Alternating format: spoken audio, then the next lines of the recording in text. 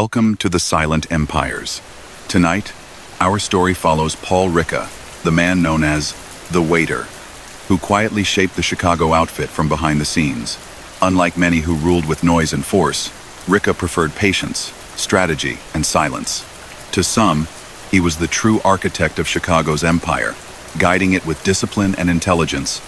To others, a mystery who proved that real power doesn't always speak loudly. Before we begin, like this video, we're aiming for 100 likes in this video.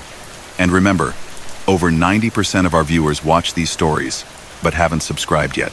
If you enjoy what we do, please subscribe and join our family. It truly helps us keep these powerful stories alive. Share your city and the time you're listening in the comments. Your support motivates us to bring you even more fascinating stories from the underworld. Now, close your eyes and imagine the smoke-filled restaurants of Chicago, the quiet deals made over dinner, and the empire of a man who ruled with patience and poise. Settle in and let the story of Paul Ricca guide you into the night. He entered the world in Naples near the end of the 19th century, in a place of narrow streets, trade winds, and stubborn poverty. His birth name was Felice de Lucia, and the boy learned early about hierarchy, favor, and survival. The port brought goods and gossip in equal measure, and young men there absorbed the rules of the street as easily as they learned family recipes. He had a quick mind and a temper he learned to bury, and he gained a sense for when to move and when to wait. Accounts from that period come with gaps, because paperwork then did not follow lives like it does today. But a consistent record emerges. As a teenager, he clashed with the law in Italy, a homicide conviction from a violent quarrel that led to a prison term of about 2 years. No sensational color is needed. A death in a dispute, a sentence served, and a young man who understood that staying would mean more scrutiny than opportunity. He left Italy after his release. Like many from Southern Europe at the time, he looked across the Atlantic for a reset. The First World War had just torn the continent, and ships still made the long run to the Americas. He traveled, likely by stages, and by around 1920 he reached the United States.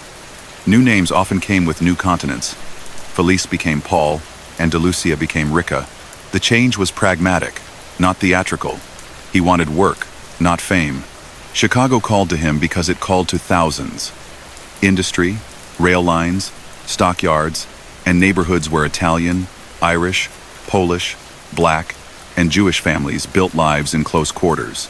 Chicago was vast and alive, sometimes bruising, always moving. He took a job serving tables in a busy Italian restaurant. That steady craft being present yet unobtrusive, reading a room, anticipating needs, knowing the right moment to step forward, never left him. The nickname stuck early, the Waiter. It sounded harmless, faintly comic even, which suited him. During the day he carried plates and lowered his eyes. After hours he met men who carried other kinds of inventories.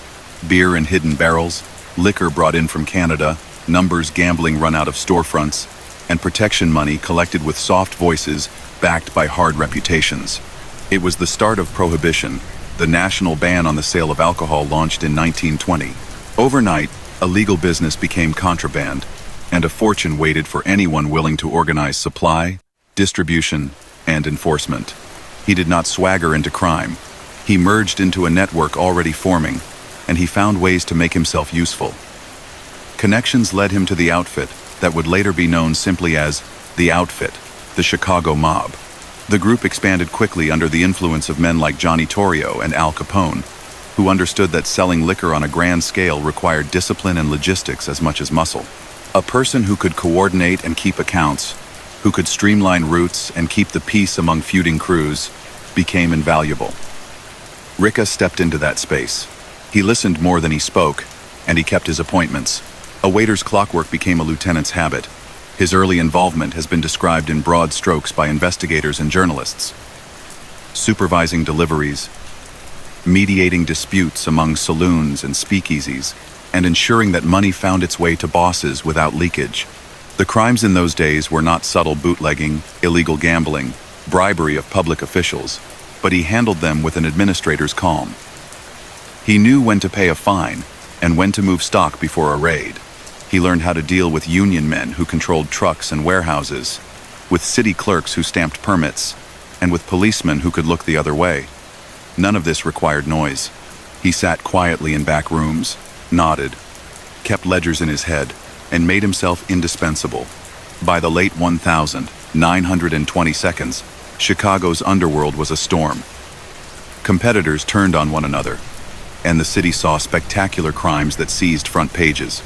Ricca kept a lower profile, rarely mentioned directly in the loudest stories. That fit his style. While gunmen fought turf wars, he built stable revenue streams, gambling dens that paid on time, protection schemes that stayed within planned limits, and channels for bootleg liquor that minimized clashes. The larger organization valued that reliability. The waiter stood near the center of an expanding enterprise, not as its public face, but as the person who made sure that the face always had a body to support it. In 1931, the landscape shifted when federal authorities won a tax case that sent Al Capone to prison.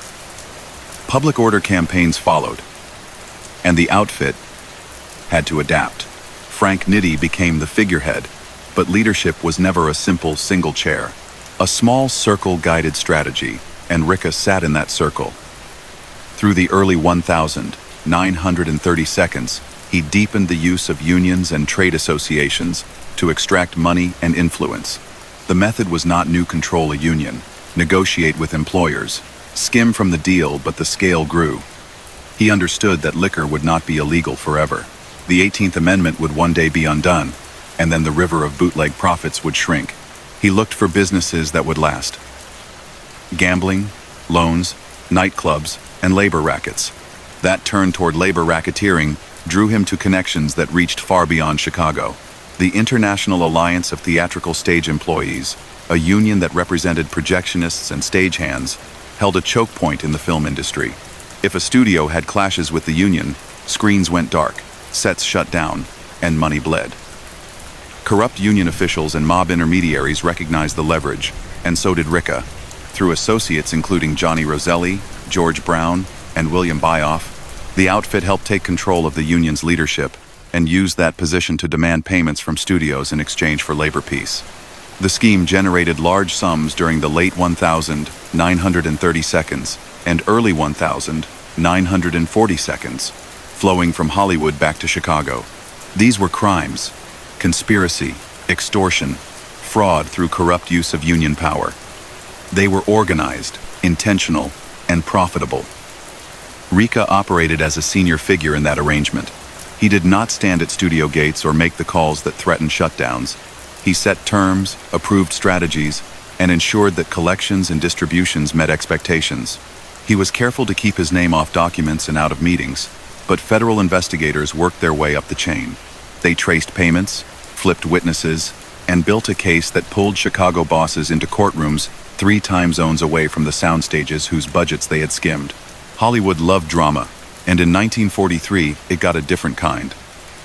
A federal grand jury handed down indictments that named top outfit figures. Frank Nitti, facing trial, took his own life rather than risk conviction, a decision that sent shockwaves through the syndicate.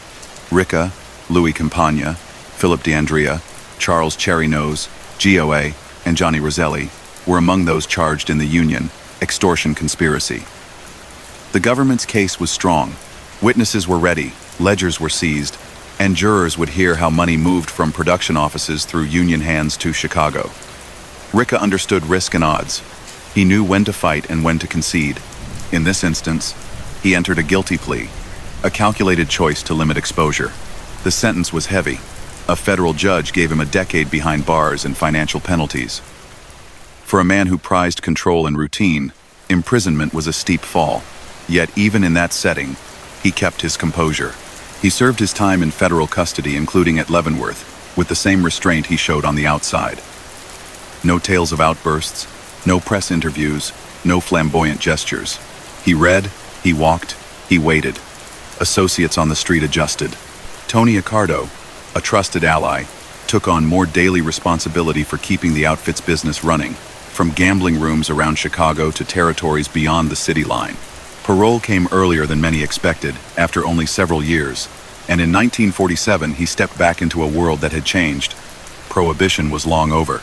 A new generation of law enforcement watched the outfit closely, and as a condition of release, he was ordered to avoid contact with convicted criminals.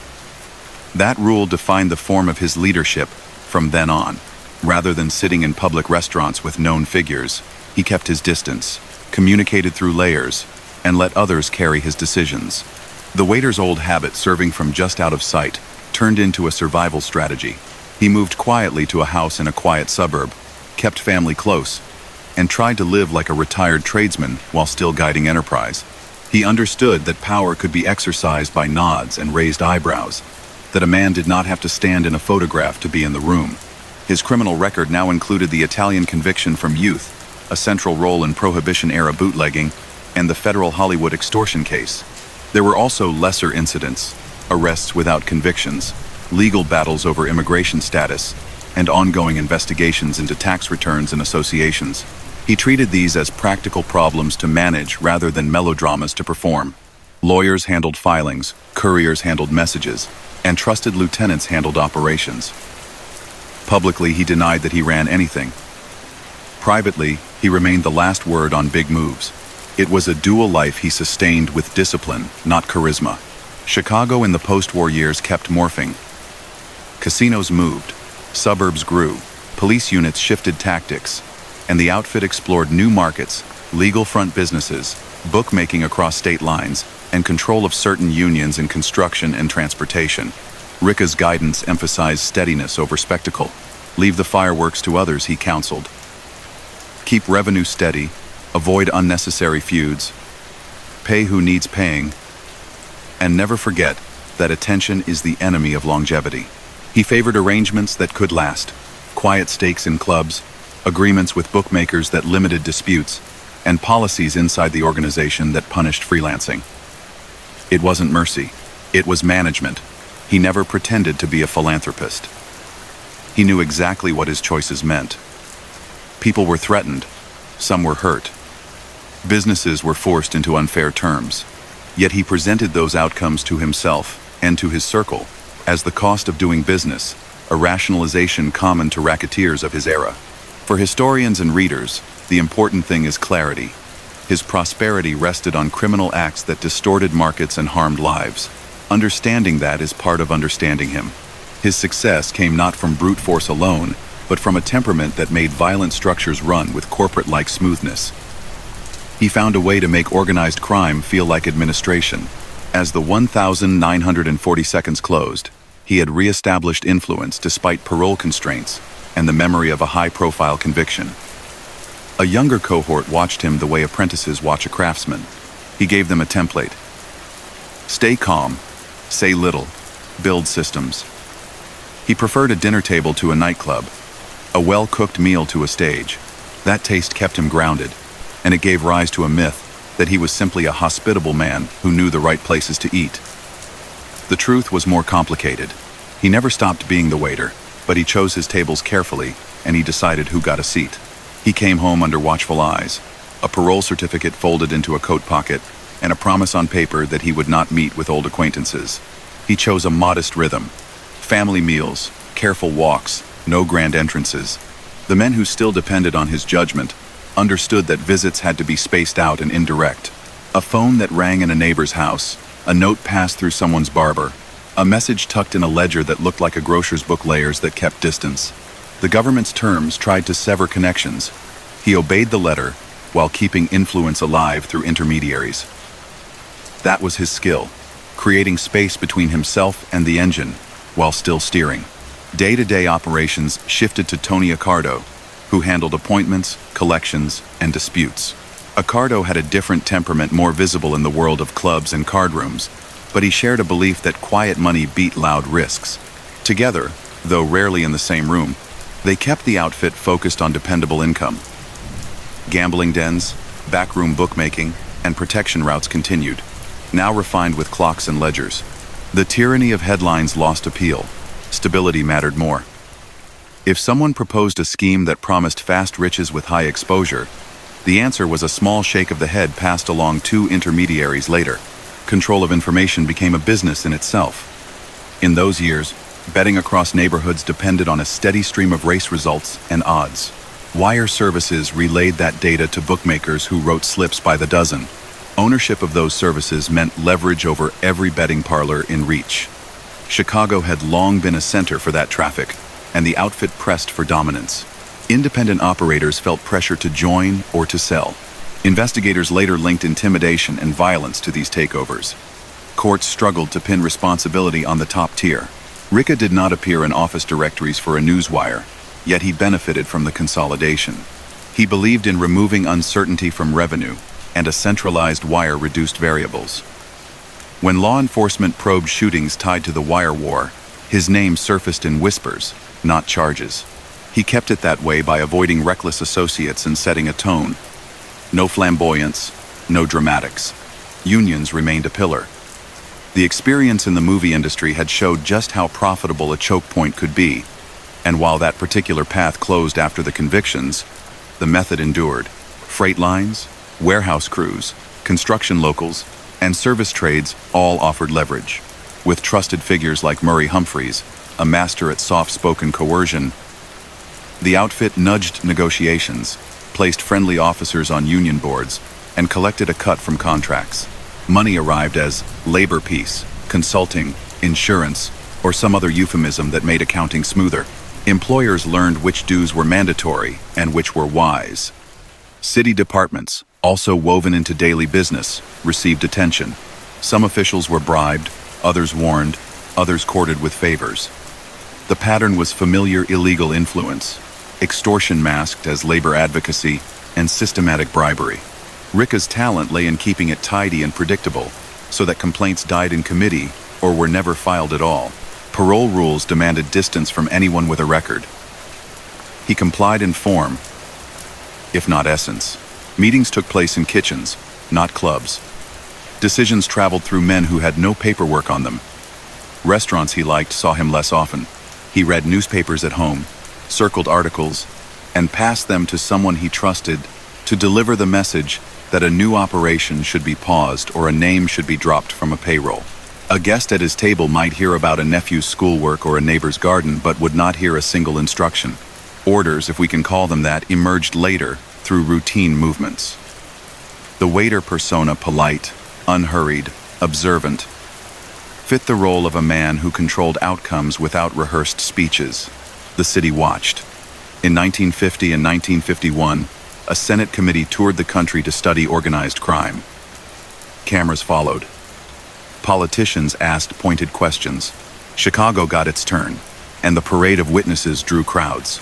Some figures took the Fifth Amendment again and again, others gave clipped answers, still others stayed out of reach on legal grounds. Ricca rarely appeared where microphones waited. Lawyers filed motions that noted his parole conditions and health. Deputies said they could not serve a subpoena. Schedules slipped. He understood theater and avoided it. The committee named him as a power in Chicago's underworld, but accusations in a hearing are not a conviction. He remained at home, where he continued to weigh risks and reward. Law enforcement came at him from angles other than racketeering charges. Tax agents combed returns. Immigration officials reopened files from the day he disembarked from a ship with an alias and a suitcase. Reporters quoted unnamed sources in writing about possible deportation proceedings, given his Italian conviction and federal record.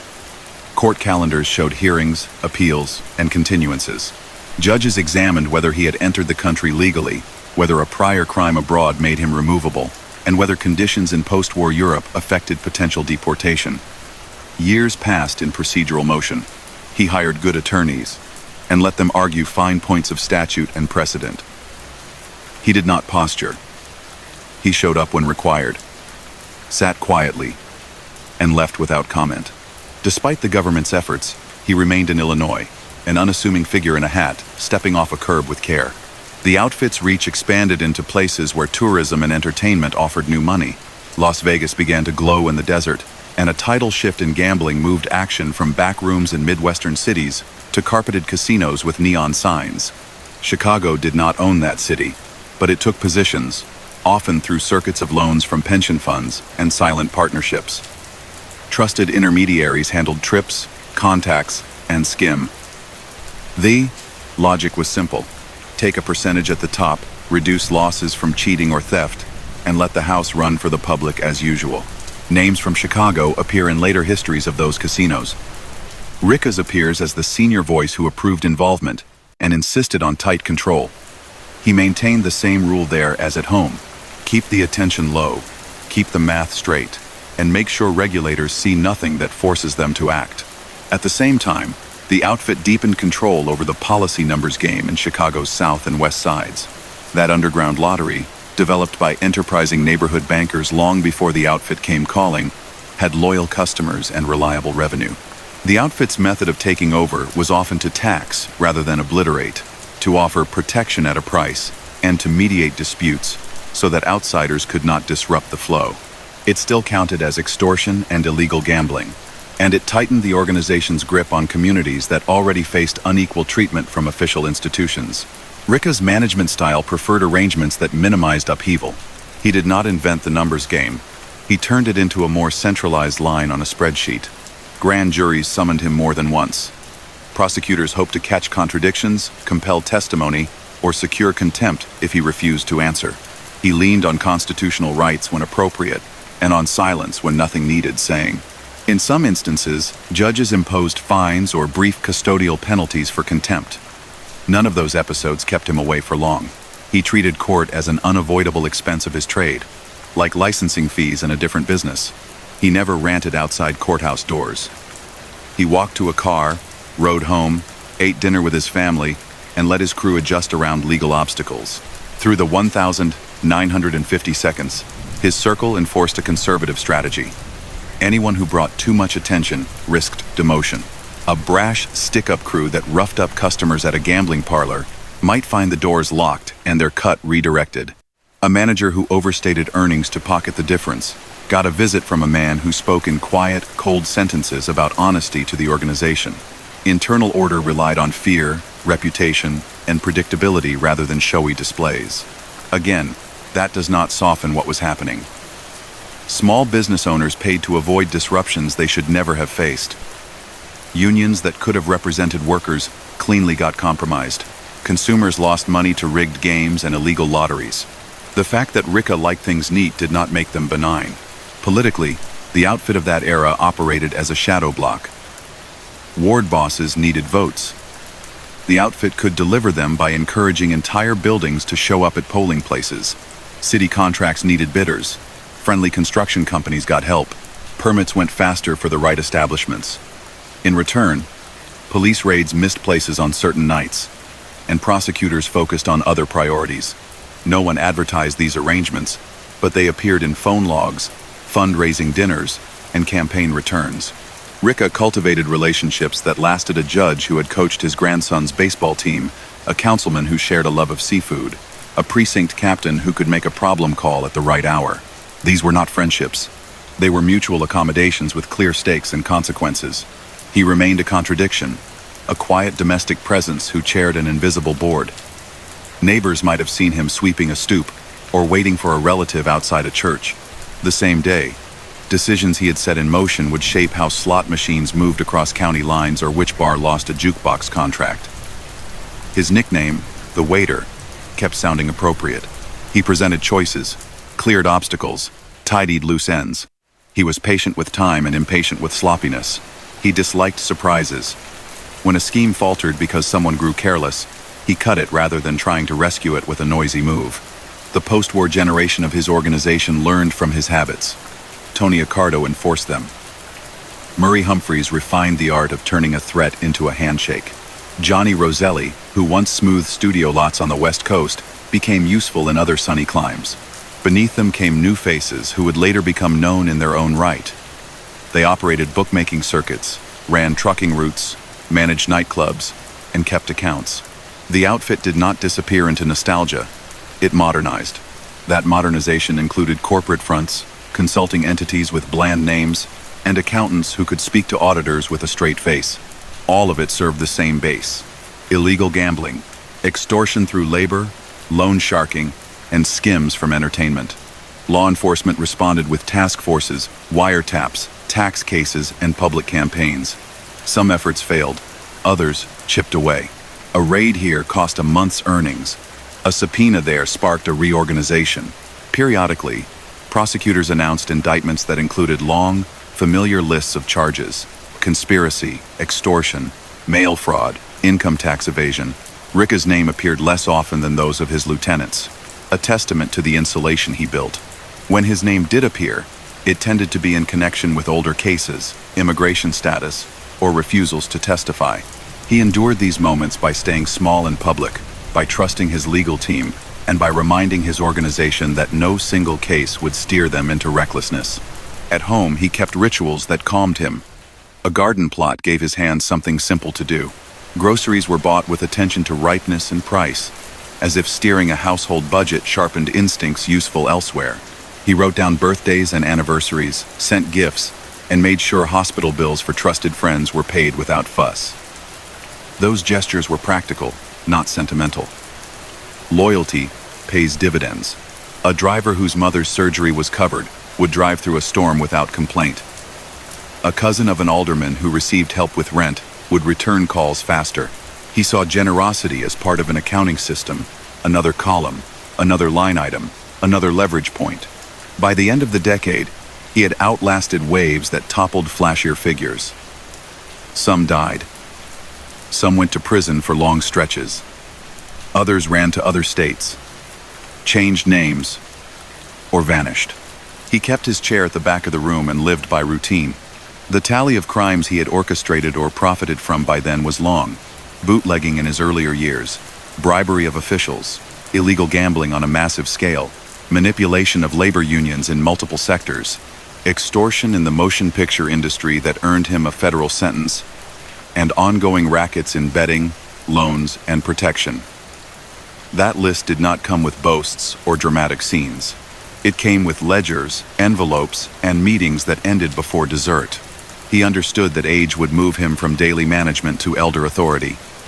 Younger men wanted to prove themselves. He encouraged careful ambition and crushed recklessness. To them, he repeated lessons in different forms. Never talk more than necessary. Avoid cameras. Pay people on time. Do not cheat your partners. Keep 3 steps between yourself and the hand that touches the money. Those rules worked in cafes and in casinos, in union halls and in city offices. They were not mystical. They were the craft notes of a man who had survived because he never let excitement dictate policy. Yet the government did not forget him. Files with his aliases, photographs, and fingerprints moved from desk to desk. Reports proposed revoking parole, reopening a deportation order, or charging him with contempt for refusing to answer questions about associates. Some efforts landed. He paid fines. He accepted brief custody periods when necessary. He resumed his life with slight adjustments, like a sailor trimming a sail when the wind shifted. Along the way, he refused to be baited into outrage. He never shouted at a press conference, never posed with lawyers for cameras, never wrote a memoir. Silence protected him, and patience made that silence feel like stone. Chicago's skyline changed. Expressways cut through neighborhoods. High-rises threw afternoon shade on streets that once saw horse-drawn carts. In that evolving city, Ricca continued to practice the same calculus he had developed as a young immigrant. Where are the levers? Who controls the levers? What is the price to hold them?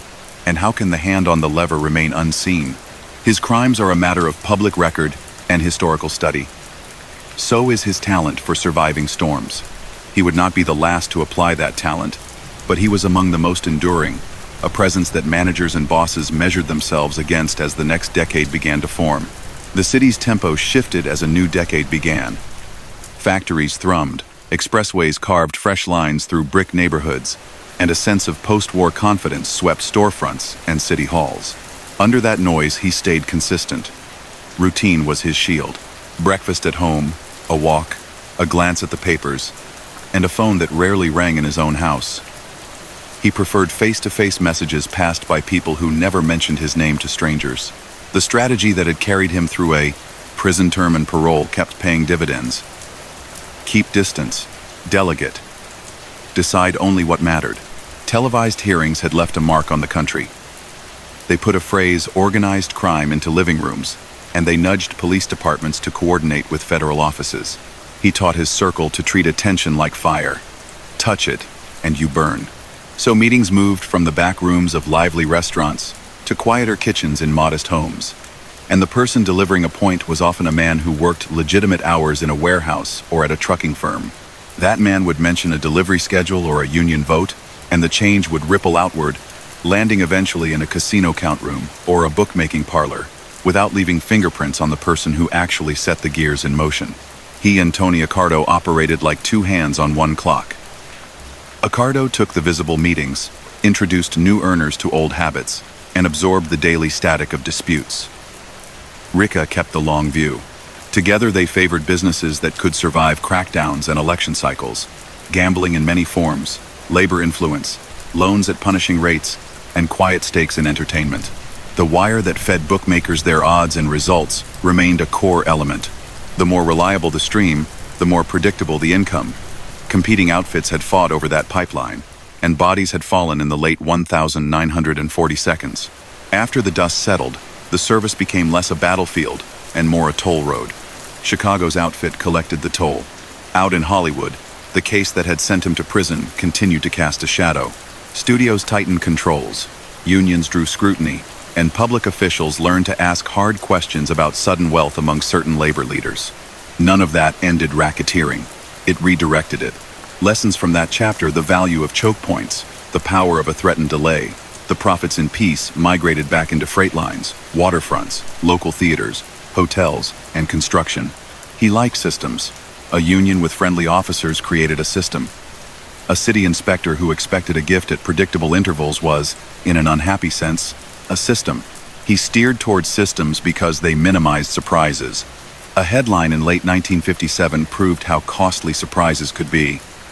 A state trooper stumbled on a country estate in New York, where a large gathering of underworld figures had convened. The police broke it up, and the sight of well-dressed men running through woods made the evening news. Lists of attendees fueled investigations. In the aftermath, the federal government hardened its approach, and the FBI began keeping more formal, top hoodlum files. Chicago's bosses noted the spectacle and drew a hard lesson. Whether by instinct or by design, the top of the outfit had not been caught there. He saw the fallout and doubled down on his core principle. Avoid assemblies that create headlines, and never be the man whose car is parked outside a notorious address. At home, a different kind of spotlight began to worry him. Sam Giancana, a street veteran with a talent for organizing numbers and a taste for the entertainment world, emerged as the front face for Chicago operations. He could be charming, and he cultivated famous company. Cameras followed him. Gossip columns mentioned him. That glare made him useful with some people, and risky with others. The older guard, Ricca and Accardo, let him handle daily affairs while they kept a buffer. When Giancana's behavior attracted too much publicity, the message from the elders was simple: reduce the noise. He didn't always listen. The conflict wasn't a gunfight. It was a philosophy fight between a generation that valued invisibility and a successor who sometimes mistook attention for power. Law enforcement in Washington took a new shape in the early 1960 seconds. Under the Kennedy administration, federal prosecutors and the FBI escalated pressure, ran more wiretaps, and invested in lengthy grand jury investigations. Chicago drew particular attention. Electronic surveillance caught fragments of conversations in club basements and dining rooms. The transcripts sometimes read like a foggy map. Plenty of landmarks, few names in full. As that net tightened around Giancana and his circle, Ricca's avoidance of public places and his reliance on indirect messaging looked like foresight. Agents noted his name often, yet they had trouble placing him at bugged tables or catching him on the wrong phone. A separate storyline, once classified, later discussed in Senate reports and memoirs, pulled familiar names into a different arena. In the fight against Cuba's new government, U.S. contacts reached out through intermediaries to enlist mob figures in plots against Fidel Castro. Johnny Roselli, a longtime emissary with ties to Chicago and Los Angeles, became a bridge. Accounts differ on who blessed what behind closed doors, but historians generally agree that Chicago's senior men were aware that Roselli explored schemes at the behest of people linked to federal agencies. It was a strange convergence of interests, full of secrecy and risk. The story shows how far Ricca's world had spread, from union halls to studio lots to international plots, always with an emphasis on deniability.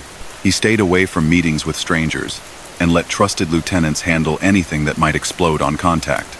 Back in the Midwest, money moved through unions in ways that would shape Las Vegas. The Teamsters Central States Pension Fund issued loans to developers and casino operators, deals that later drew prosecutors' attention for conflicts of interest and hidden influence. Chicago's outfit exerted pressure in the background, using its relationships with certain union officials and consultants to nudge decisions. The idea was simple and cold. Lend money from a pool funded by workers' paychecks to ventures where the outfit could place friendly managers, then skim revenue before it reached the books. Names like Alan Dorfman surfaced in later court cases as figures who made those loans possible. Ricca's role, by most accounts, remained what it had been for years: the senior voice who ratified strategy and demanded discipline, while leaving paper trails to others. Las Vegas itself became less of an idea and more of a machine. Casinos with showrooms and marble lobbies drew tourists by the thousands. Behind the stage lights, enforcement of the skim guarded profits. Money counted in soft rooms avoided tax and regulation. Chicago was one shareholder among several cities with interest there. The outfit preferred to work through trusted foremen who knew how to fix a cheating dealer, reassure a worried investor, and keep auditors at arm's length. Roselli, based for years on the West Coast, remained useful as a host and broker. Ricca stayed put in Illinois, reading reports, measuring risk, and nodding or shaking his head when a new stake was proposed. The rule stayed the same: steady returns and low noise. Closer to home, the outfit deepened control of coin-operated amusements, jukeboxes, and vending machines that filled bars, diners, and bowling alleys. Placement contracts could be won with charm or with pressure. The revenue, while modest compared with a casino, added up across thousands of locations. Investigators tied extortion to that business, alleging that some operators paid to avoid harassment or to ensure they got power for their machines instead of surprise inspections. Bookmaking persisted in back rooms, at racetracks, and through runners who knew their clients' habits. High-interest loans payable under terms that punished lateness remained a dependable line of income. Each activity violated state and federal laws. Each damaged households that could least afford it. The neatness of the accounting did not change the harm. Grand jury rooms became familiar to his lawyers. Subpoenas arrived. He appeared when necessary, answered when answers would not increase exposure, and invoked rights when the questions walked too close to live circuits. On occasion, judges held him in contempt for refusing to testify about associates or operations. Sometimes that meant a fine. Sometimes it meant brief custody. He accepted those outcomes as costs of doing business, while continuing to keep direct operational contact to a minimum. Prosecutors attempted to reopen immigration matters too, arguing that his early life in Italy and the old conviction there made him removable. Years of litigation followed. He outweighed many of those efforts, aided by meticulous counsel and by the practical difficulties of deporting a man with deep ties to a city he had lived in for decades. He aged into a different role at home. Meals grew simpler. He adjusted his pace, took more careful steps on winter sidewalks, and listened more than he spoke even with family. Doctors became regular fixtures in his calendar. That did not mean he relaxed his standards. Messy earners were dropped. People who brought scandal were warned once. Calm associates who kept their heads and their books earned his trust. He felt responsible for the overall tone. In his mind, a quiet empire could last. A noisy one invited collapse. Giancana tested that boundary repeatedly. His friendships with entertainers and his taste for the spotlight stirred press coverage that spilled beyond gossip pages. Federal agents tailed him, caught him on hidden microphones, and brought cases when they could. He eventually faced a contempt charge of his own for refusing to testify about his earnings and associates. After a custodial stretch, he endured more surveillance and, under rising pressure, left the country for a time, in the mid-1960 seconds. The elders at home adjusted leadership again, moving the visible duties to men with more patience for the shadows. Continuity mattered more than personality. In that reshuffle, Ricca resumed exactly what he had always done: approve or veto, reward discipline, and punish recklessness. By now, his criminal resume was long and clear. He had entered organized crime during Prohibition, coordinated bootlegging routes, and paid off officials. He had directed the outfit's illegal gambling, from policy numbers to race betting and later to casino skims out west. He had helped shape labor racketeering in multiple sectors, including the infamous film industry extortion that led to his federal conviction in the 1,940 seconds. He had stood behind efforts to influence unions and pension funds in ways that profited the outfit at the expense of workers. He had overseen extortion schemes targeting businesses large and small, including coin machine routes and nightclub operations. He had faced and evaded repeated attempts to force his testimony, accepted contempt penalties, and managed to keep prosecutors at a distance from the core of his day-to-day control. That is not a legend. It is a ledger of harms. Those harms reached everyday people. A tavern owner paid to keep machines humming and doors untroubled. A contractor accepted rigged bids under pressure.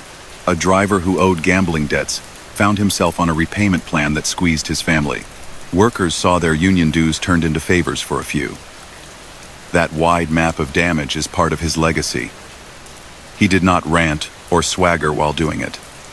He built systems that hid pain behind paperwork and routines. He never granted interviews to explain himself. He did not write angry letters to editors. He preferred to let time pass, believing that patience beats drama. Even so, he knew that law enforcement had adjusted. Agents kept files on him, refreshed photos, logged sightings, and tracked visitors to his house. He thwarted them mostly by living as if he were exactly what he appeared to be, an older man with a small daily orbit, a relative who brought sweets to a family gathering, a neighbor who clipped hedges on a Saturday morning. The contradiction defined him. In a city famous for loud power, he proved that quiet, organized pressure could shape markets and politics without speeches. By the mid-1960 seconds, as headlines turned to national turmoil, he focused inward. He trimmed exposure further, leaned even more on Accardo, and pushed the outfit toward predictable income. People came and went beneath him, some promoted, some retired, some sent away, but the core model remained. That model rested on crimes that exploited public appetite for gambling, the vulnerabilities in labor representation, the limits of municipal oversight, and the flaws in human judgment. He knew those seams better than most, and stitched them together into a fabric that lasted much longer than the careers of the louder men who once stood in front. If there was a theme to his middle and later years, it was endurance through restraint. He did not try to rewrite the city. He learned how it already worked and bent its corners to his use. When a scandal exploded, he took a step back and let the sparks die before resuming. When a judge scolded, he waited for the calendar to move and the court to empty. When a protege courted a camera, he replaced him with one who avoided microphones. He believed that patience, more than daring, would keep his chair at the back table occupied. For a long time, he was right. He watched the city settle into the late 1,960 seconds with a calm that came from outlasting earlier storms. Winter light fell differently through the windows, and the papers brought new words into his living room: wiretaps, interstate gambling, racketeering statutes. The tone of law enforcement had shifted. After years of local deals and sporadic raids, federal agencies began to treat organized crime as a national network with shared methods. He adjusted without fuss. He had always preferred couriers to phone lines and kitchens to clubs. Now those habits became insurance. New laws pressed in from Washington. The Travel Act warned that using phones, mail, or highways to further illegal business could trigger federal charges. The Wire Act made it a crime to send betting information across state lines. These rules aimed squarely at the betting wire services and bookmaking circuits that had funded the outfit for decades. His answer was practical. Keep more of the communication face-to-face. Split operations so that any single case would be small enough to claim as local. Use go-betweens who held legitimate jobs and could explain a trip as a union visit or a delivery, not as a collection. The work was still illegal, still exploitative, but it became harder to read from the outside. Inside the outfit, the face at the front changed again. Sam Giancana's celebrity had become a liability. Too many cameras, too many stories that strayed from the business at hand. The elders made moves.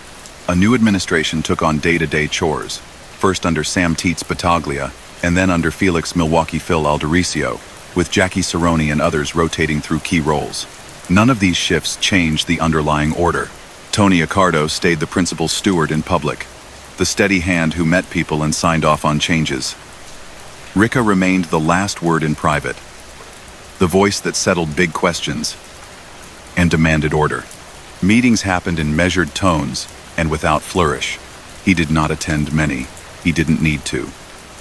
A nod, a short phrase passed along, a message tucked into a conversation about grandchildren. Those were his instruments. Union influence widened again, with more attention paid to pension money. The Central States Pension Fund of the Teamsters Union became a wellspring for loans that built hotels and casinos far from the Midwest. That money came from paychecks of truckers and warehouse workers. Decisions about those loans passed through a small circle of officials and consultants who understood pressure and favors. When a developer needed funds for a resort or a casino, an introduction could be arranged. In exchange, quiet partners claimed a share and placed trusted staff. The outfit did not own those projects outright. It took slots on the periphery where the real money flowed at the point where cash was counted, and before auditors and tax officials saw it. The vocabulary stayed tidy. Consulting fees, management contracts, construction budgets. The reality, noted by later indictments and Senate hearings, was influence that served private rackets at public expense. He wanted it run cleanly, in the perverse sense that corruption could be clean, no chaos, no shouting, no delays that would send lenders or regulators looking harder. Las Vegas kept rising, a city of light built atop complicated finance. Chicago was not alone there, but it held a seat. The strategy he endorsed never changed. Stake positions through people who avoided headlines, keep books that made sense to outsiders, and make sure that the actual skim involved only the smallest circle. West Coast emissaries such as Johnny Roselli played their supporting roles, hosting, smoothing, reporting back. Plans sometimes overlapped with national events. Intelligence contacts and private intermediaries approached men from his world about covert projects during the Cold War. He remained skeptical of entanglements that included government secrets and long odds. If someone he trusted believed a discreet favor would buy credit somewhere useful, he did not shout them down. He did, however, keep his own hands off anything that might put his name on a federal memo. Closer to home, the outfit dug deeper into the steady trades. Bookmaking, loan sharking, coin machines, nightclubs, trucking routes, and small-town casinos across state lines where local officials could be persuaded to relax. The names of neighborhoods changed as highways cut across old blocks and families moved, but the mechanics stayed familiar. A tavern wanted a jukebox? A distributor showed up with terms. A contractor needed a permit pushed through? Someone made a call. A bookmaker needed race results at precisely the right minute? The line stayed open, or a runner appeared with the day's sheet. None of these acts were lawful. Each one chipped away at fairness. He liked them because they felt like a ledger he could balance. Government scrutiny intensified. The FBI's Top Hoodlum program, built after that notorious upstate gathering in the late 1952, matured into routine visits, surveillance, and files filled with photographs and notes. Agents logged who came and went from certain bungalows. They bugged public places frequented by mid-level figures and captured talk about collections and percentages. The press carried stories about hidden microphones in lounges and basement offices. Those recordings gave prosecutors leverage over the men who spoke freely. By then, Ricca's pattern of indirect control shielded him. He used few phones. He avoided the places that played music after dark. When he met someone, it was often at a kitchen table with a pot of coffee and a newspaper, folded to the crossword. He still faced the old legal fronts. Subpoenas pulled him into grand jury rooms now and then. He answered carefully, or claimed the rights the law allowed. Judges sometimes lost patience and imposed contempt penalties. He served brief stretches or paid fines, then returned to his routine. Immigration officials, not yet over his early life and alias, reopened questions about his right to live in the country. Paper moved. Lawyers filed. Hearings were scheduled. Nothing changed for long. He remained in the house where his mailbox filled with bills and invitations to confirmations and weddings. His health slowed him. He began to conserve his energy, choosing carefully which conversations to have in person and which to let run their course among the younger set. Yard work paced him. The old waiter's posture stayed, but the steps were smaller. He did not confuse aging with surrender. He remained specific about his standards. If a neighborhood book started to treat bettors unfairly, he expected it to be corrected. If a collector threatened the wrong person, He demanded a fix before a complaint found its way to a reporter or a prosecutor. He believed that discretion protected profits and freedom more than intimidation did. The world around him changed in loud ways he preferred to watch from a distance. The late 1960 seconds brought protests, cultural shifts, and new political figures. The outfit had no ideology. It had interests. It cultivated relationships with officials who could smooth inspections and temper raids. It made donations at the right dinners and delivered voters when asked. City Hall learned to manage public order while tolerating certain underground economies that kept neighborhoods pliant. Those arrangements were never written down.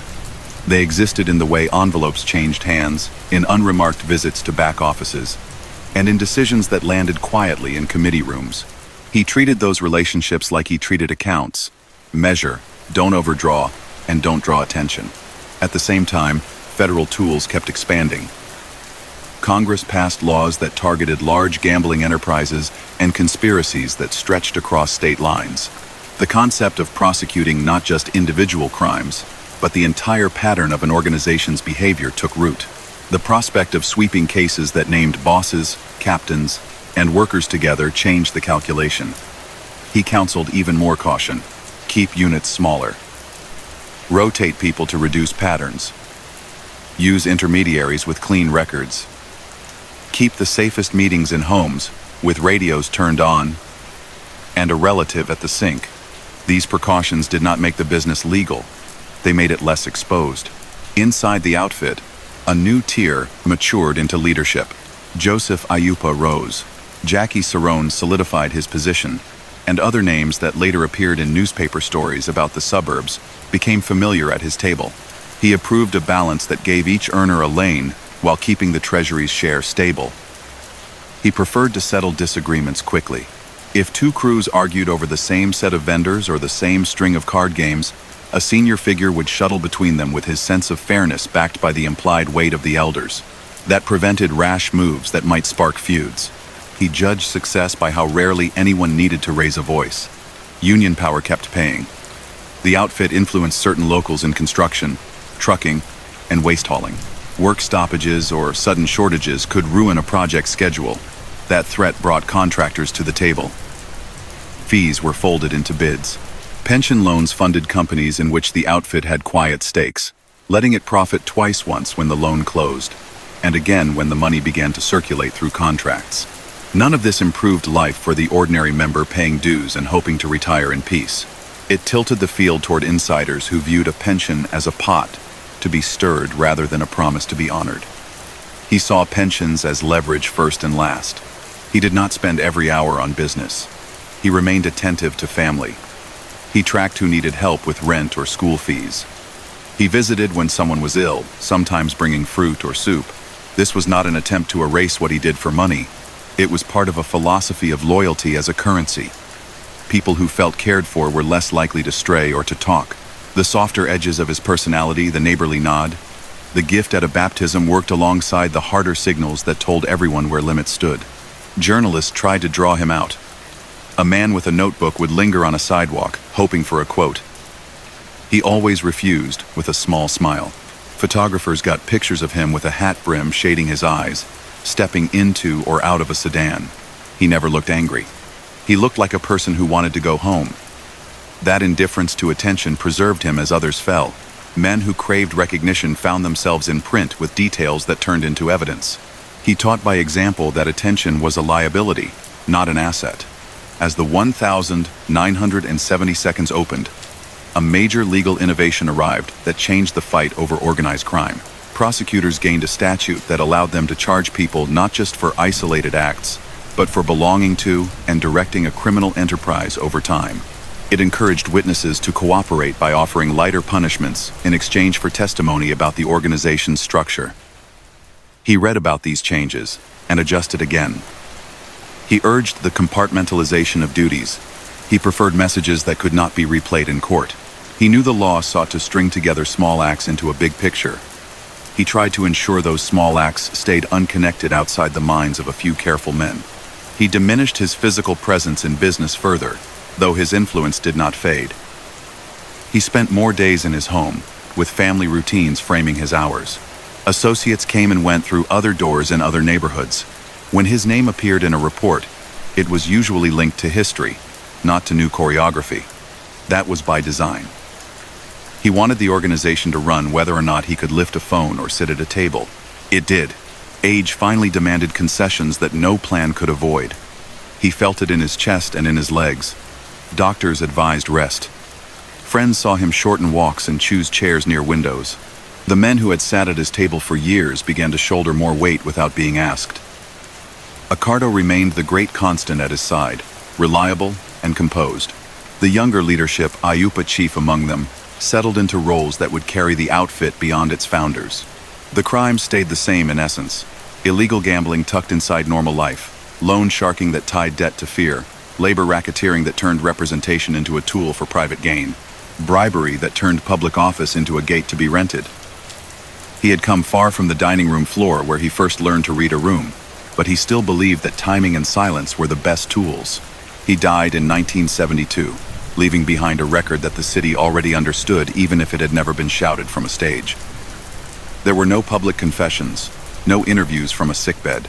There were only the consequences of his choices and the long arc of his impact. Law enforcement had named him repeatedly as the steady presence behind the outfit's conservative strength. Courts had punished him for his part in the Hollywood extortion case decades earlier and had pulled him in for contempt when he refused to answer questions that would expose associates. He had eluded deportation and outweighted a shelf of investigations. Along the way, he had overseen an illegal economy that reached into workplaces, entertainment, and family budgets across a region. His funeral fit his style: quiet, watched from a distance by reporters and agents, attended by people who avoided talking to strangers. Neighbors who knew him as a courteous older man folded back into their routines the next day. The organization he helped shape did not pause. It continued under the caretakers he had trained, guided by the rules he had repeated in a dozen different ways.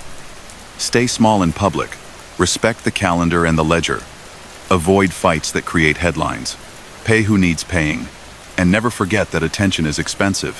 Time has a way of sorting reputations. The loud names collect stories that grow taller each year. The quiet names shape systems that endure beyond their obituary date. He belonged to the second group. He showed how organized crime could run like a business with departments and budgets, how labor and entertainment could become levers, and how local politics could be bent without speeches. That is not praise. It is a description of a damaging efficiency. He proved that a person without theatrical gestures could bend a city's undercurrents for decades. The costs were borne by people who paid hidden taxes to keep doors open, by workers whose pension dollars marched to projects they would never visit, and by neighborhoods that learned to accept that certain rules were made elsewhere, at narrow tables, by men who never asked for a vote. He left a paradox that scholars still examine. He rarely gave orders in his own voice, yet his preferences became policy. He engaged with institutions, unions, casinos, city departments that most people encounter casually. He turned those points of contact into toll booths. He held power without pageantry and kept it longer than most who raised their profiles. That steadiness is why his name threads through the history of each racket he touched, from prohibition to pension loans, from backroom betting to Las Vegas floors. Understanding his life means confronting the way seemingly ordinary choices, the timing of a meeting, the structure of a loan, the placement of a vending machine can add up to extraordinary control when backed by a willingness to break the law and a talent for staying out of sight. Years after his passing, agents reviewed older files and found the same theme in every decade of notes. Quiet, careful, enduring. Associates would recall habits rather than anecdotes. He liked to be on time. He kept his speech brief. He enjoyed a good meal without making a fuss about it. If you listened closely, those habits were also policies. A blueprint for a long run in a life that took shape on the margins of the law and remained there by design. His story does not need extra color to hold attention. The facts suffice. An immigrant who changed his name, a waiter who learned leverage, a boss who chose to be a shadow, and a city that felt the reach of his decisions long after he was gone. Files did not close when he was laid to rest. Agents sorted papers, clipped articles, and wrote summaries that tried to explain how a quiet immigrant with a restaurant job rose to sit behind a city's underground balance sheet. To understand why his shadow lingered, It helps to follow clear lines he drew years earlier, the ones that shaped who got paid, who waited, and who folded. Each line was a choice that left records in courtrooms, union halls, and cash rooms. His life was not a legend passed around a bar. It left ledgers, indictments, and hearings. The film industry extortion remains the cleanest illustration of his method. Projectionists and stagehands held a switch that could dim screens from coast to coast. Corrupt union leaders learned that studios would pay to keep that switch on. Through intermediaries Johnny Rosselli in California and officials like William Bioff and George Brown, the outfit turned labor peace into a saleable product. Studios transferred large sums to avoid strikes and delays. Money moved in envelopes, cash took train rides, and Chicago counted. When federal prosecutors unraveled the plan, they named the senior Chicago figures who had overseen it. Frank Nitti took his life as the case closed in. Ricca and several colleagues accepted guilty pleas in 1943, acknowledging conspiracy and extortion without a show. A judge imposed a decade in federal prison and fines. He served years at Leavenworth with studied calm, reading, walking, and waiting for procedural twists. Appeals and resentencing motions followed. By 1947, he was out on parole, marked by a felony record that would follow every step he took. That case taught him which doors to avoid and which corridors still led to profit. He never again touched a national union so openly. Yet labor racketeering in other sectors grew, not shrank. Freight handlers, warehouse crews, truck drivers, construction workers, hotel staff.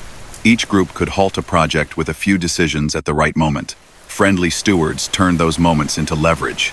He worked through soft-spoken specialists such as Murray Humphreys to place officers, steer votes, and collect fees buried in contracts. Employers paid through shells labeled as consulting or insurance. Members paid dues believing they were funding representation, unaware that private agreements siphoned off a share. Corruption charges in those years mentioned bribery of public officials, extortion cloaked as negotiation, and mail fraud tied to sham paperwork. He kept those arrangements steady and predictable. That was his signature. Make wrongdoing look like routine administration. Illegal gambling never left the center. Bookmaking in Chicago rested on precise information. A wire service carried odds and results to neighborhood writers. Control of that stream gave the outfit a toll on every bet. Independent wires were pressured or absorbed.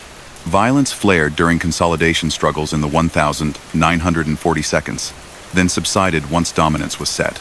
The numbers game, popular across black neighborhoods on the south and west sides, became another column on the spreadsheet. Independent bankers had run those lotteries with ingenuity long before the outfit moved in. Under his watch, the outfit taxed that economy, asserted authority, and pushed out or subordinated locals who resisted. Arrest reports from the era describe raids on policy houses, arrests for writing bets, and seizures of ledgers, with names that intersected repeatedly with outfit circles. He did not stand in those rooms. He profited from the framework that made those rooms pay. Coin-operated machines brought quieter revenue. Jukeboxes, pinball, later vending equipment contracts to place them in bars and diners were won with charm when possible and coercion when needed. Owners who wanted music or snacks for customers learned which distributors would keep inspectors calm and which vendors would bring trouble. Prosecutors later described these arrangements as extortion and restraint of trade. The outfit used the routes to keep a presence in countless storefronts that looked utterly ordinary from the street. He valued those routes because they felt like steady rent. Loan sharking filled another ledger. Bettors who fell behind or small operators who needed cash got funds quickly, with interest that punished every missed deadline. Enforcers visited homes and businesses to collect. Charges tied to those circuits included extortion, conspiracy, and, when paper trails existed, interstate transportation of collections that tied cases to federal courts. Here again, his distance mattered. Tasked collectors knew the rates and the rituals. Disputes were handled in-house. The man who set the tone did not appear on receipts. Law enforcement evolved. The 1950-51 Senate inquiry into organized crime held hearings that named him as a key Chicago figure. He sidestepped television by invoking rights, citing health, or letting lawyers run clocks. In the late 1950 seconds, When the surprise in upstate New York scattered a gathering of bosses and sparked the FBI's top hoodlum lists, he doubled his long-standing practice of avoiding public gatherings. Agents visited homes to make their presence felt, snapped photographs on sidewalks, and logged license plates under the new program. He responded with quiet schedules and non-public meetings, letting mid-level men absorb the risk of microphones. Immigration officials reopened his file repeatedly. He had entered the country under a different name and carried an Italian conviction from youth. On that basis, the government pursued removal. His attorneys contested each step, arguing legal technicalities and humanitarian considerations. Courts issued orders, stayed them, reconsidered. Through it all, he remained in Illinois. He complied with court dates and offered no public comment. This persistence his and his lawyers mattered as much as money.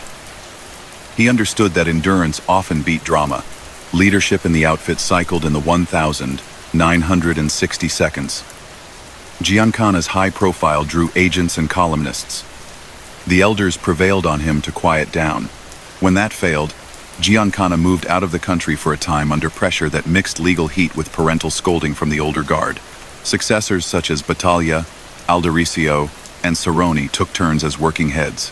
Joseph Aiupa emerged as a long-term administrator. Through each shift, Accardo remained the visible steward and enforcer of standards, while Ricca remained the private veto. Their arrangement has been described as a board of directors with 2 permanent votes. It kept the outfit boring by design. Boring meant profitable. Las Vegas offered a new scale. Pension loans from the Teamsters Central States Fund helped finance hotels and casinos. Consultants eased those loans through. The outfit took silent stakes and placed trusted employees where cash could be counted away from ledgers. Later prosecutions in Nevada and Illinois described this as a skim cash diverted before it hit the books, untaxed and unreported. Names of casinos tied to Chicago involvement changed over time, but the template did not. Loan approval from a friendly pension official, construction contracts with favored firms, staff who managed counting rooms, and periodic collections shipped quietly back to the Midwest. He stayed away from the desert. Roselli and others handled hospitality and reporting. When newspapers wrote about underworld investors in the Strip's back rooms, they rarely had documents with his signature. Influence without paper remained the motif. He endured periodic grand jury confrontations. Prosecutors summoned him to ask about meetings, unions, or casinos. When questions were narrow and safe, he gave terse answers. When they threatened to touch live wires, he asserted constitutional rights. Judges sometimes held him in contempt for refusing to testify. Penalties varied from fines to short custodial terms. He absorbed those hits as business costs, then resumed his home routine, newspaper folded on the table, a garden tended, a neighbor greeted. The human details did not erase the harm he directed. They explain how he stayed overlooked in moments when louder men drew cameras. His criminal record over the decades included the Italian homicide conviction from his teens, Prohibition-era bootlegging and bribery, conspiracy and extortion in the film union case that brought a federal sentence, contempt citations for refusing to answer grand jury questions, and ongoing coordinated crimes in illegal gambling, wire service control, labor racketeering, loan sharking, and extortion of businesses. Investigations also chased immigration fraud allegations and tax discrepancies, though prosecutors struggled to secure major convictions on those fronts after the 1,940 seconds. He answered none of that with speeches. He relied on patience and insulation. Public corruption surrounded these rackets. Ward organizations needed votes and money. The outfit supplied both in exchange for access. City contracts landed with firms that would play along. Permits moved faster for certain addresses. Police commanders knew which places to leave alone on busy nights. The arrangements varied by year and personality, but the shape stayed constant. Favors traded for tolerance. He viewed the city's political habits as terrain, not an obstacle. His gift was reading that terrain and placing his people on the slopes that collected runoff. Resistance existed. Independent policy bankers on the South Side fought attempts to tax or take over their game. Community leaders complained about harassment tied to jukebox contracts. Reformers and unions tried to push out corrupt officers. Some paid heavy personal prices. Court files and old newspaper columns remember those fights in lists of names and dates. The version told here, will not dramatize those harms, but it will not pretend they were trivial. The outfit's order rested on fear and selective punishment. Even when managed with corporate tidiness, it corroded neighborhoods and institutions. The late 1960 seconds and early 1970 seconds brought a legal tool he had always feared in spirit even before it had a name. Statutes that allowed prosecutors to indict not only discrete acts, but the whole pattern and leadership of an enterprise. Witness protection programs grew. Cooperators appeared more often, offering insider accounts that linked meetings, envelopes, and orders. He responded by shrinking his visible footprint even further. Tasks were compartmentalized. Messages took indirect routes. Home radios played during conversations. He knew that prosecutors sought a single storyline. His aim was to give them only fragments. Age made its own demands. Heart and joints slowed him. He ceded more day-to-day attention to Accardo and Ayupa while retaining veto power on big shifts. The tone he set steady, restrained, allergic to spectacle had become culture. Younger figures learned that getting rich quietly beat living famously for short bursts. That culture outlived him. When he died in 1972, the outfit did not need a revolution. It needed only to keep following rules he had drilled into it for decades. After his passing, events validated both his success and the damage it caused. The mid-1970 seconds brought fresh attention to old West Coast intermediaries. Roselli, who had been a smooth link between Chicago and Hollywood and later Las Vegas, testified in Washington about covert Cold War projects and mob links to them. He was killed in 1976, a grim epilogue to a career lived in circles where secrets turned to liabilities. In the early 1980 seconds, federal cases finally pierced the Teamsters' pension lending schemes, convicting figures like Alan Dorfman for corruption tied to outfit influence. Later, Nevada prosecutions in the mid-1980 seconds exposed decades of casino skimming. Chicago leaders were convicted. Those cases relied on tools and witnesses that matured after Ricca's death, but the patterns they described were the systems he had approved long before. Scholars and reporters who studied his life talk about an administrative talent applied to unlawful ends. He did not build his career on public fear so much as on the habit of smoothing and organizing. The nickname from his restaurant years remained Apartment. He served, he cleared, he timed, he stayed nearby without intruding. That style made him difficult to catch because it left few signatures. It also made him effective because it made his organization feel like an institution rather than a gang. The cost of that efficiency fell on workers whose dues funded favors, on neighborhoods that paid silent taxes to keep doors open, and on a city that learned to treat certain distortions as normal. His burial place draws quiet visits from history buffs who have read about the old outfit. The stone sits among markers for others from that era. It is not grand. That suits the man it names. He had no interest in statues. He cared about processes: who called whom, who decided, who delivered, who took the cut. Those processes kept him free for a very long time, despite a record that included serious convictions and a portfolio of illegal businesses.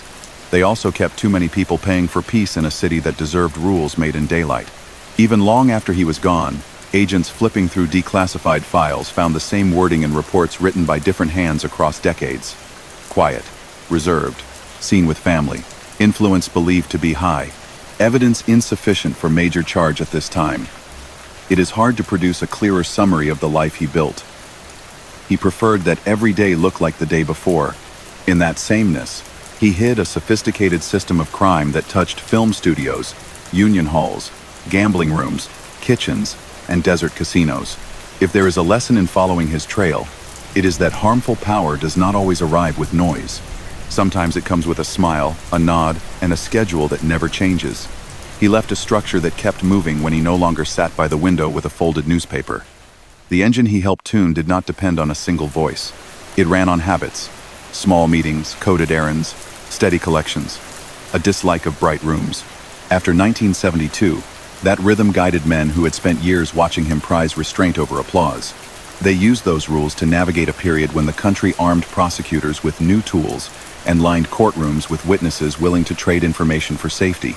His name still appeared in files as a reference point, a measure of how a cautious mind could bend city life for decades. A turning point had arrived just before his death, when Congress wrote an approach that let prosecutors describe not only isolated crimes, but an entire pattern run by an enterprise. That strategy gathered extortion, fraud, gambling, and bribery into one case if they served a shared purpose. Witness protection programs offered second chances to people who talked. Combined with wiretaps, hidden microphones, and improved record-keeping, those changes threatened the compartmented world he had built. He had anticipated some of it by shrinking his footprint and insisting on intermediaries. The crew that inherited his textbooks tried to apply them with even tighter discipline. Money routes first drawn in his day became national stories. Loans from the Teamsters Central States Pension Fund had flowed into hotel towers and casino floors in the desert, where trusted managers took positions that mattered. The rooms where cash got counted before accountants wrote anything down. Later indictments described that as a skim cash quietly removed at the source, sidestepping taxes and regulators. Prosecutors called the schemes conspiracies that stretched across cities. Trials in the late 1970 seconds and 1980 seconds documented how pension approvals, construction contracts, and casino staffing interlocked. Chicago names appeared with counterparts from other regions. The courtroom maps did not label him as a participant. He was gone. They did, however, trace paths that matched choices he had endorsed years before. Use other people's capital, keep ownership on paper at arm's length, and place loyal workers where numbers flow. One figure from his old network drew dramatic attention. Johnny Roselli, the smooth intermediary who helped translate Chicago priorities for Hollywood and later Las Vegas, testified in Washington during the 1970 seconds about covert Cold War projects and his role as a go-between.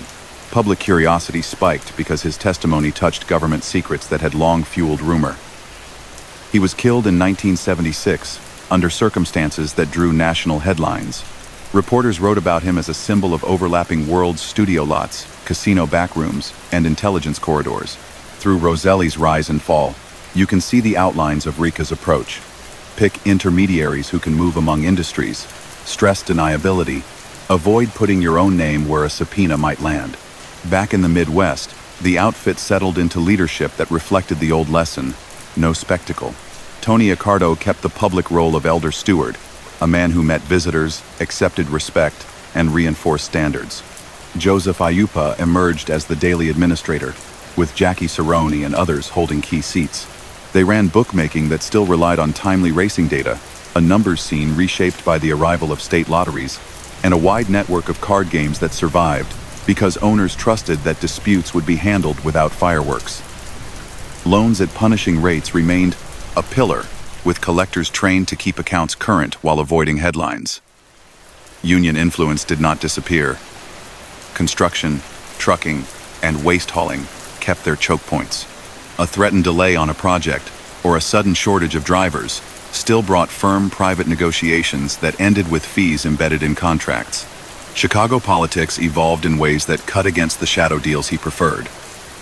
Reform campaigns in the 1980 seconds produced investigations that shook local courts and wards. Operation Greylord uncovered judicial corruption and exposed exchanges of cash for favorable rulings, a climate that had provided comfort to men like him. Operation Gambat later pried open certain deals in a near South Side ward. These cases did not target him. They arrived after he was gone. They did show how public institutions had absorbed the habit of quiet accommodations over many years. That habit did not begin with his circle, but he had used it skillfully. The gambling world shifted under everyone's feet. State lotteries pulled casual bettors away from street riders by offering tickets at corner stores. Legal casinos opened in Atlantic City, then on rivers and reservations across the country. Recreational betting began to acquire a licensed face. The outfit responded by pushing deeper into markets where licenses moved slowly or not at all. Private card rooms kept their customers. Sports betting stayed illegal in most states, which meant a phone, a pager, or eventually a beeper chain still had value. Even as law enforcement learned to trace those networks with new technology, the revenue mix changed. The impulse to treat games of chance as rent streams did not. Journalists and historians tried to separate legend from fact. They interviewed retired agents and former associates, combed court exhibits, and read old memos that described subject prefers privacy, believed to be influential. Accounts converged on a portrait of a manager who rarely raised his voice and rarely stepped into rooms where microphones could be hidden. He had pleaded guilty in the 1,940 seconds in the film industry case and served real time. He had fought deportation and won by outlasting the government. He had paid contempt penalties rather than testify against others. He had supervised illegal gambling on a regional scale, shaped rackets that converted union authority into private revenue, overseen the takeover or taxation of the black community's numbers economy, and used intimidation, often veiled, sometimes blatant, to ensure that businesses large and small paid for peace. The through line was organization, not theatrics. Portraits in popular culture nodded at him without naming him. Films and novels shaped by Chicago history described quiet counselors who advised flamboyant frontmen, senior voices who preferred early dinners to nightclub booths, and administrators who made sure collections landed on time. Those characters owed obvious debts to his example.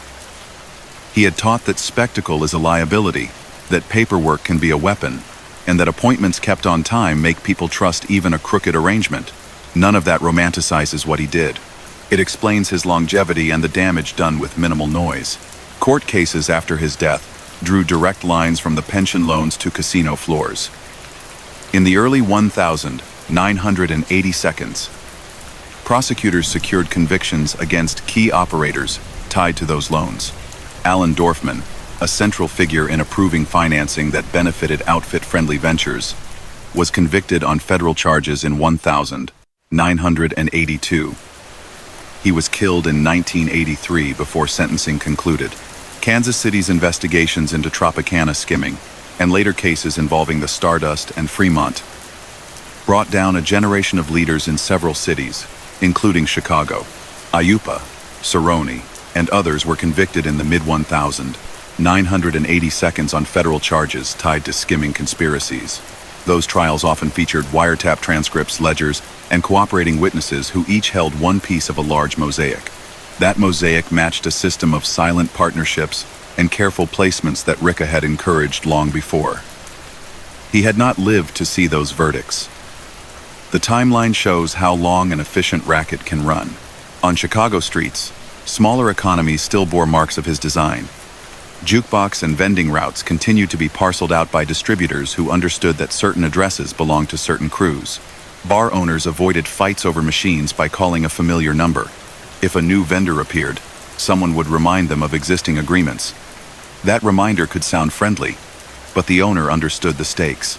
Prosecutors in those years described those calls as extortion and restraint of trade. Cases sometimes stuck. Other times, businesses changed hands quietly, and the pressure migrated with the contracts. Life inside unions slowly changed under a barrage of reform, indictments, and government oversight. Trustees took over problem locals. Consent decrees installed monitors. Yet the habits he exploited did not vanish overnight. Project schedules remained vulnerable to bottlenecks. Local officers with influence still found value in private conversations with contractors. The outfit stayed interested in these points of leverage because they converted grievances and schedules into revenue. That money did not trickle down to the workers whose dues funded the office lights. It traveled back to a treasury that kept a ledger with names and percentages, the kind of ledger he had once reviewed with a small nod over coffee. Former associates who chose to cooperate with authorities in the 1,980 seconds painted a picture of a corporate hierarchy with clear lanes. One managed sports books. Another supervised card rooms. A third handled courier schedules for cash deliveries. A fourth kept an eye on city permits. Above them sat a small board where Accardo presided, and Ayupa carried daily weight, all under the shadow of rules Ricca had drilled. Avoid headlines, pay on time, settle disputes quickly, and keep 3 layers between a decision and the person who carries it out. Those rules were recited like catechism in courtrooms during testimony, not with admiration, but with the frankness of people explaining how they stayed out of harm's way while earning.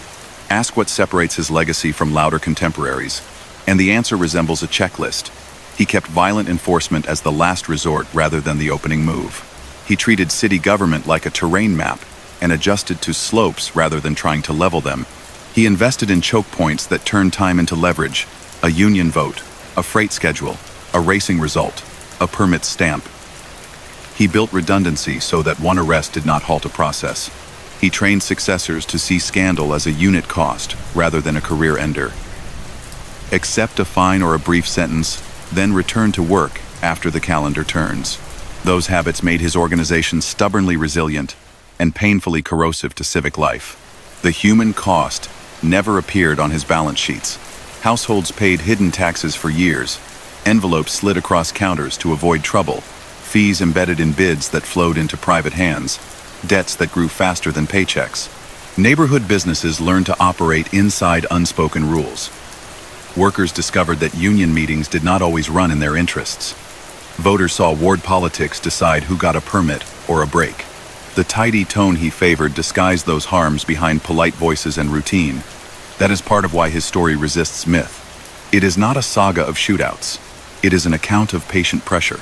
By the 1,990 seconds, the outfit had shrunk compared with its mid-century footprint. Federal cases, demographic shifts, the legalization of some gambling, and globalized finance drained old revenue streams. Accardo died in 1992, closing the book on the last living pillar of the Ricca-Accardo era. New faces took over with less reach and less municipal cover. The playbook still mattered: avoid fame, prefer systems, but the scale changed. Casinos that once needed pension loans now attracted public investors. Bookmaking contended with new laws and, later, legal sports wagering. Unions lived under stricter oversight. The outfit survived in leaner form, a regional player rather than a half-hidden board that touched studios and desert hotels. Researchers still visit archives to read the memos where agents summarized him in a few words. They pieced together court exhibits, parole files, and immigration records. They talk to families who remember a courteous neighbor, and to retired detectives who remember the sense of facing a cloud instead of a single target. Out of those fragments comes a consistent picture. A man who converted patience into strategy, who accepted a federal sentence when odds looked bad, who outweighted immigration pursuers, who ran rackets that harmed people without leaving scenes suitable for tabloids, and who anchored a leadership style that kept his organization quiet and wealthy for decades. It remains important to say plainly what he did, even while tracing his method. He helped lead bootlegging during national prohibition, bribing officials to protect routes. He sat near the top of an extortion conspiracy that squeezed the motion picture industry through a corrupted union, a crime that sent him to federal prison. He directed illegal gambling across a wide area, from race, betting to policy numbers, relying on controlled information wires and disciplined collectors. He oversaw loan sharking that mounted fees on debtors, who often could not escape. He sanctioned extortion that turned jukebox placements and vending routes into revenue, and he supported corrupt arrangements in unions that diverted dues and pension power. He faced and sometimes absorbed contempt penalties rather than expose colleagues to a grand jury. He bent political processes by trading votes and funds for access and tolerance. Those are not rumors. They are findings in indictments, hearings, and histories that compare notes across decades. Consider the arc. A teenager with trouble in Naples, a new name in a new country, a restaurant job that taught him to read rooms, a rise through prohibition, a guilty plea in the Hollywood case, years as a paroled elder who issued guidance through layers, a city that adjusted to his organizational talent, and a posthumous era where court cases finally tore open some of the systems he had approved. He never wrote a memoir. He did not defend himself in essays. Silence worked for him in life. Files written by others speak for him after. In those records, his influence looks less like a spotlight and more like a metronome, a steady tick that set a tempo others followed. The lesson his story offers is both simple and unsettling. Harm can be organized with courtesy. Control can hide in routines. A city can live for years with quiet tolls no one voted for. When investigators finally map those tolls, the names printed on the first page may already belong to history. He understood that timing. He built for it. The systems he left behind proved that a low voice can carry farther than a shout when it is echoed by men trained to move without leaving footprints. Files stacked on metal carts told a story that never relied on lofty speeches. Agents who came into the job after his death learned his name from memos that read like, weather reports brief, factual, cautious. He had showed them a type of influence that did not need crowds or slogans. It worked through schedules, seating charts, and the careful pairing of the right person with the right task. That is how a man who once carried plates in a dining room ended up guiding a syndicate that reached from Midwest taverns to desert hotels, from union halls to projection booths. Long before he had become a fixture in those reports, he made a choice that defined everything that followed. He avoided the stage. In a city that minted outsized characters, he chose the small voice and the precise appointment. That decision let him survive mistakes that ruined others. When law enforcement spotlighted a noisy boss, the picture did not always catch the person who approved budgets, settled disputes, and kept contacts warm in city offices. He did that from kitchens and quiet living rooms. The law called the results extortion, bribery, illegal gambling, conspiracy. He described it to confidants as keeping order and ensuring revenue. Words could not change the reality. He bent rules to raise money, and that money came from thousands of small pressures that people paid to escape. The film industry case shows how far he was willing to go when leverage looked durable. Studio, lots across California, relied on crews represented by a union whose leaders were, for a time, willing to sell their influence. That became a cash stream for Chicago. Johnny Roselli moved easily among producers, actors, and union men, and he made introductions. William Byoff and George Brown made demands. The studios paid, the outfit counted. When investigators pried open that arrangement, paperwork and witnesses led beyond the front actors to the circle in Chicago where approvals were given. Frank Nitti killed himself rather than face trial. Ricca and others pleaded guilty to conspiracy and extortion in 1943. He served time in federal custody Leavenworth, among the facilities before parole in 1947. Conditions included avoiding contact with known criminals, restrictions he honored in appearance while relying on intermediaries to keep his hand on the wheel. From there, his method tightened. Phones went quiet. Messages traveled through people with clean records. Notes hinted at decisions without spelling them out. He understood that every device created a trail, so he minimized devices. He preferred the cadence of house calls and the cover of family gatherings. A relative could stop by for coffee and depart with a decision meant for a card room, a wire service, or a warehouse foreman. That habit protected him when the bureau and local police adopted more aggressive surveillance. Recordings captured middle managers arguing about splits, skimming schedules, and race odds. They rarely captured his voice, because he avoided rooms that hummed with microphones. He shaped the outfit's work as if he were organizing a mid-sized company, except that the products were illegal. The gambling portfolio mixed staples and experiments. Horse racing formed the backbone. Bookmakers needed fast odds and final results. The faster the line, the less room for argument with bettors. Control of the service that carried those numbers gave the outfit a house share of the action. In earlier years, competition over that feed had turned bloody. Once the outfit reached dominance, the brutality receded, and a toll road emerged. Writers paid for access to numbers, and collections flowed up the chain. Baseball and football betting added variety, handled by men who knew weekly rhythms and the way point spreads made fans take risks. Private card rooms filled gaps, moving from one storefront to another to avoid predictability. Every game ran on trust, that disputes would be settled quickly. That trust came from the outfit's reputation and its predictable enforcement. The numbers lottery on the south and west sides represented a different logic, a community tradition that predated outfit attention. Independent bankers built that trade with ingenuity, offering small bets and bigger dreams to neighborhoods that banks ignored. He did not invent that marketplace. He saw its reliability and imposed a tax. The outfit's version kept records, enforced rules, and routed profit toward a central treasury. Police raids interrupted the flow, but the game resumed because demand did not vanish and the machinery would not be dismantled by a single case. That persistence generated steady profit while deepening dependence on an arrangement nobody voted to accept. Labor remained an anchor because schedules create power. In trucking, construction, and service trades, a pause at the wrong hour could ruin a contract. The outfit placed friendly officers who could redirect grievances, slow deliveries, or ease inspections. Employers made side deals disguised as consulting or security. Workers funded this architecture with their dues and their pension contributions, a fact that later reformers would highlight in court. During his life, those mechanisms provided leverage he preferred to bear force. A phone call to a contractor warning of a delay could do more than any raised fist, and it left fewer bruises for investigators to photograph. He believed that threat in a soft voice moved money faster than chaos. City politics provided the lubrication. Precinct captains wanted help turning out voters.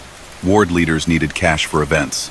In return, businesses tied to the outfit received contracts, permits, or simply a gentler gaze from inspectors. Those exchanges formed a loop that repeated every budget cycle. He was not alone in recognizing how to use that loop. He was unusually disciplined about staying off the stage while using it. He preferred a fundraiser in a side room to a podium. He cultivated relationships with courthouse clerks, zoning officials, and union sergeants at arms. People who never appear in glossy histories, but can slow or speed any process they touch. Investigations made him a recurring name without ever turning him into the main character of a trial after the 1,940 seconds. The Kefauver Committee named him and others in hearings about interstate rackets. The Bureau's Top Hoodlum program listed him as a policy voice in Chicago. The McClellan Committee's labor inquiries circled his world. Grand juries summoned him over the years. He answered cautiously or invoked rights. Judges imposed contempt penalties on occasion, leading to fines or brief custody. Federal immigration offices reopened his file repeatedly based on the early Italian homicide conviction and his use of an alias upon entry. He fought removal for years and won by attrition and legal argument. That pattern pressure applied, patience deployed became its own legend among both investigators and associates. He managed a leadership duet with Tony Accardo that outlasted headlines. Accardo handled ceremonies, visitors, and visible corrections inside the outfit. Ricca managed the horizon. They trusted different instincts. Accardo could be warm or cold as the situation demanded. Ricca rarely changed temperature. Together they kept their people focused on revenue with minimal attention. When Sam Giancana's celebrity unsettled that rule, they nudged him aside. When successors ran operations with more discipline, they rewarded them with territory and autonomy. The idea was to build a structure where personalities mattered less than process. That kind of structure survives deaths, arrests, and election cycles. Part of the method was teaching the next tier to regard scandal as a line item, not a catastrophe. A contempt citation might cost a few months. A tax case might take a year to unwind. A lost route could be replaced by a new agreement across town. This mindset made them frustrating targets. A big case would hit a crew hard, but the system would route around the damage and resume collections. Prosecutors understood this and developed enterprise cases that aimed at structure rather than individual episodes. Those tools matured after he died. They fit his world well, which is why later trials in the 1,980 seconds could finally tell a whole story about pension loans, casino skims, and inter-city cooperation. His domestic routine stayed steady enough to mask the influence he kept. He preferred early dinners, brief visits, and simple clothes. Neighbors saw a courteous older man who rarely lingered on the sidewalk. Family received the benefit of his orderliness. Bills paid on time, gifts that arrived exactly when expected, hospital visits that featured quiet conversation rather than big gestures. He did not present himself as pious.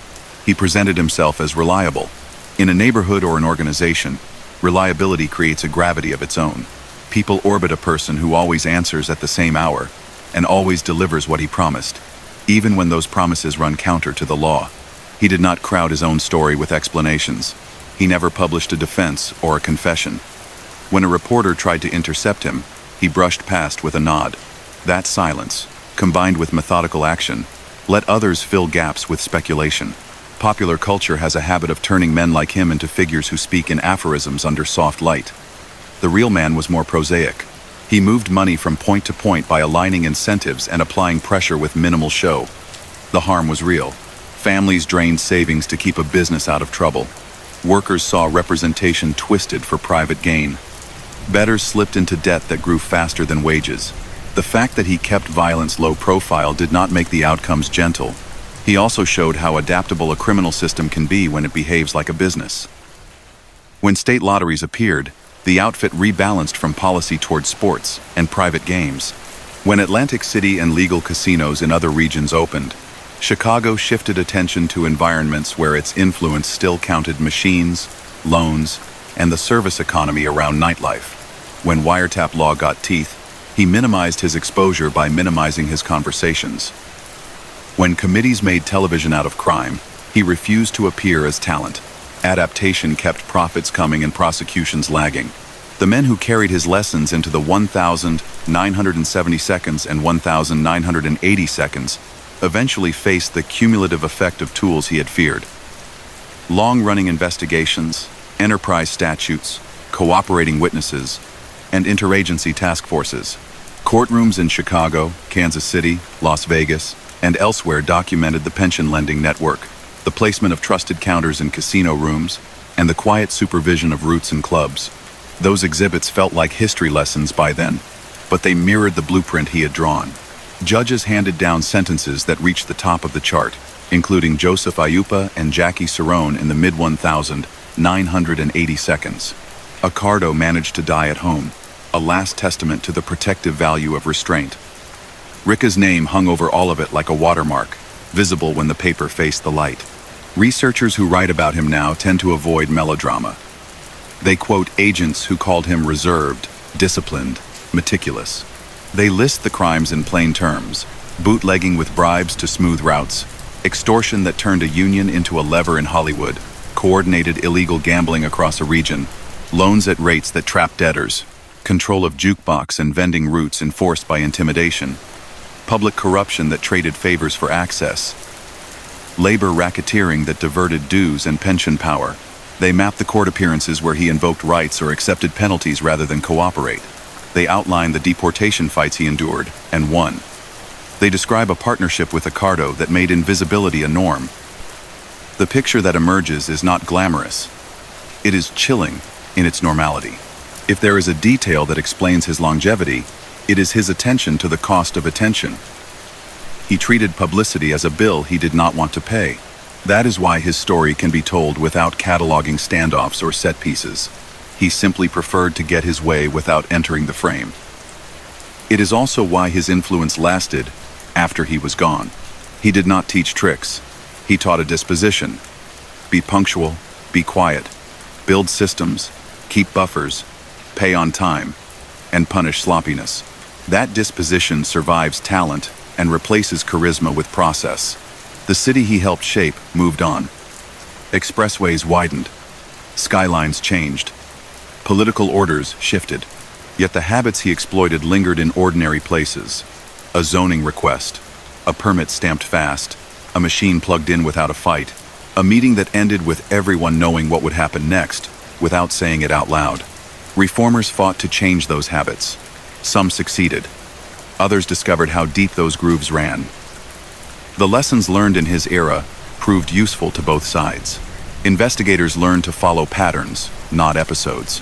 Organizers learned to document decisions and to resist private meetings where leverage is born. By the time his name became a subject for historians rather than detectives, the argument about what to make of him had narrowed. He was not an enforcer who craved fame. He was not a civic benefactor. He was a manager who applied order to unlawful enterprises, extended their reach by compromising unions and public offices, and enriched himself and his circle by creating tolls across a city's daily life. That is the accurate frame. It avoids romance and avoids exaggeration. It respects the record, which is the way he lived. In records and routines, he did not leave memoirs, so the last word belongs to the cumulative weight of bills, receipts, sworn statements, and cautious memos. Those papers describe a man who understood how to run a meeting so that the only notable thing about it was that it ended on time. He carried that skill from a restaurant floor to the upper reaches of the outfit, and he used it to extract value from people who were trying to work, build, or dream. The distance between his manner and his results is the heart of his story. It is why his neighbors could remember a polite elder, while historians remember a strategist whose crimes touched every level of a city's economy. It is a story that remains useful because it shows how much damage can be done without anyone raising a voice. Archives hold his outline now, not crowded rooms. A researcher pulls a box from a shelf, flips past surveillance photos that caught him mid-step on a sidewalk, then reads typed summaries that never stray into drama. That is fitting. He built a life that resisted spectacle. Even in death, the trace he left behind is measured, a trail of court filings, clipped testimony, parole updates, immigration papers, tax audits, and the cool notes of agents who spent careers trying to map a quiet force. Follow that paper and a pattern appears. He learned early that a low profile buys time. So his years in America unfold as a study in modest habits that mask a sweeping reach. The boy from Naples with a homicide conviction in his teens arrived under a fresh name, served wine in a dining room, listened more than he spoke, and slipped into an organization that was then still finding its shape. He mastered bootlegging logistics by treating them as nothing more exotic than shipping problems. He managed illegal gambling like a set of accounts, with inflows and outflows, buffers and controls. He turned labor into leverage by focusing on choke points, schedules, votes, bottlenecks. He bribed when bribery worked, pressured when pressure worked, and stepped back when noise threatened to erase profit. The Hollywood case put his name in headlines once, because the reach was impossible to ignore. A union leader can turn off lights across a continent. Studios paid dearly to keep productions moving. Through Bioff and Brown, with Roselli's smoothing introductions, money moved to Chicago. Prosecutors followed cash and testimony until they stood in front of the men who had approved the scheme. In 1943, he pleaded guilty to conspiracy and extortion, received a 10-year sentence, and went to federal prison. He served years, walked out on parole in 1947, and accepted restrictions that made him a permanent lesson in distance. After that, he refused to be loud. No interviews, no podiums. He made decisions from kitchens with the radio on, while a relative washed cups in the sink.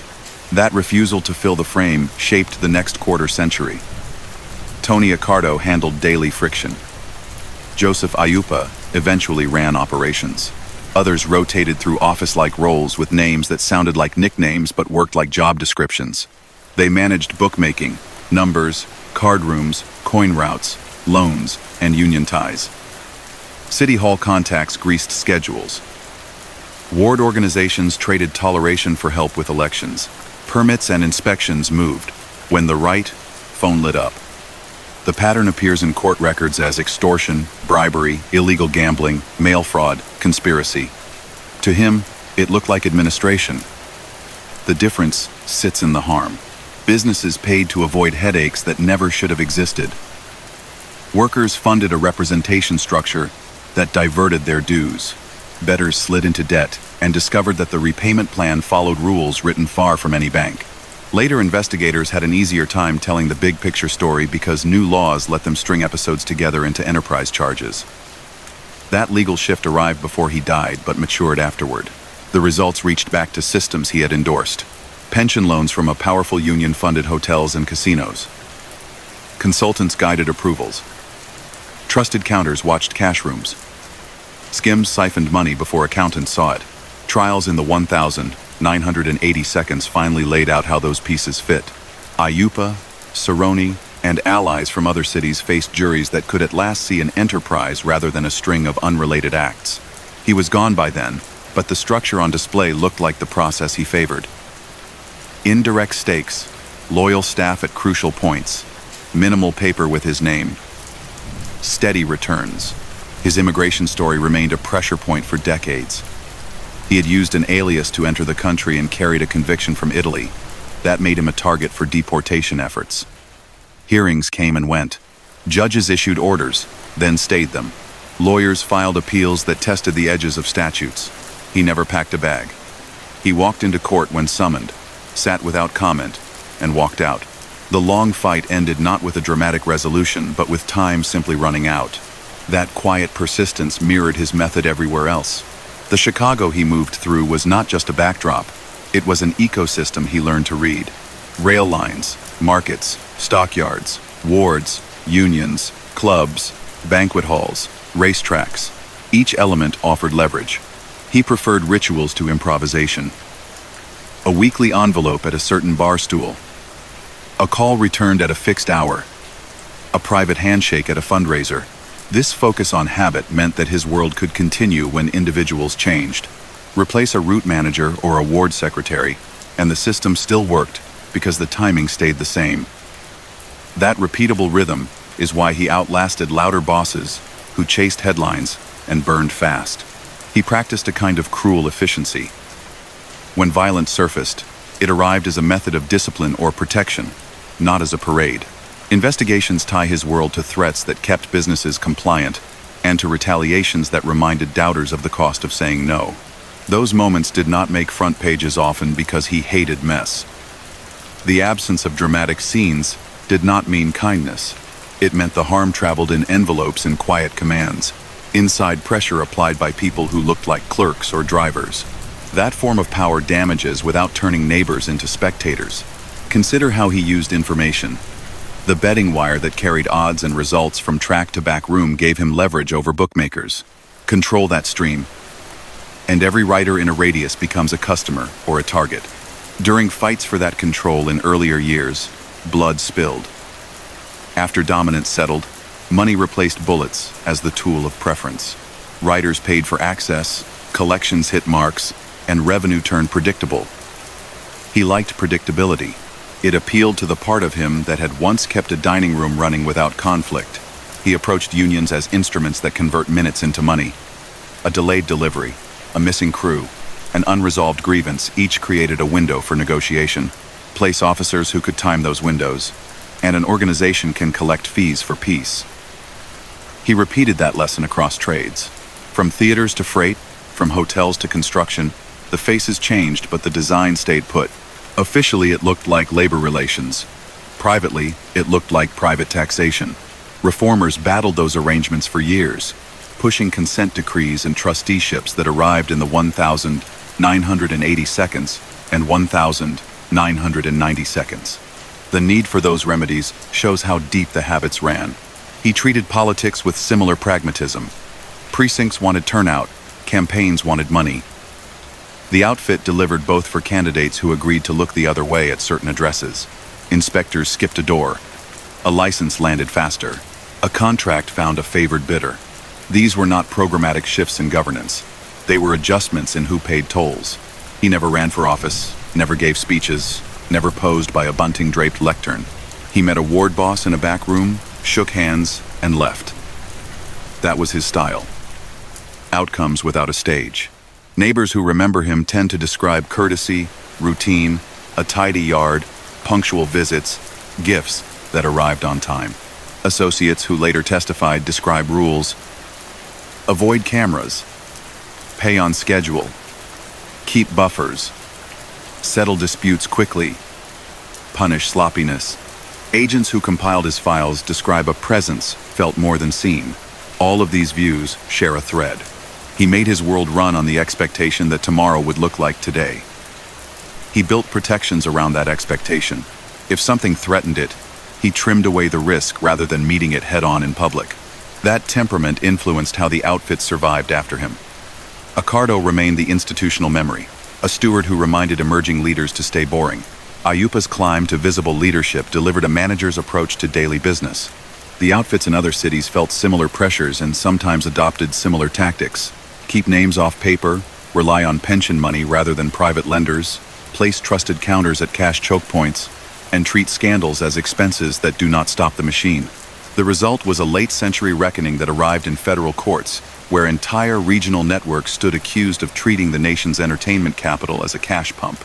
Those cases produced convictions that finally put some of the biggest names behind bars for long stretches. The blueprints traced there still point back to the quiet habits he set. The legacy question lingers. What did his life mean for the city he helped bend? It meant a layer of cost woven into ordinary life. A tavern paid a private tax to play music. A shop owner learned which supplier came with fewer headaches. A contractor padded bids because delays could appear on command. A worker paid dues only to watch elections tilt toward officers who owed favors elsewhere. A bettor lost not just a wager, but often a season's budget to debt that never got smaller. None of those lines reads like a headline. Together, they add up to a civic burden that warps trust. He did not write down why he chose this path.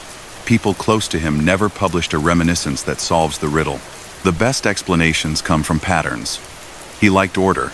He distrusted attention. He found that institutions built for the public good could be turned into tools for private gain with less risk than open robbery. He possessed a talent for timing and for matching people to tasks. He applied those talents without apology.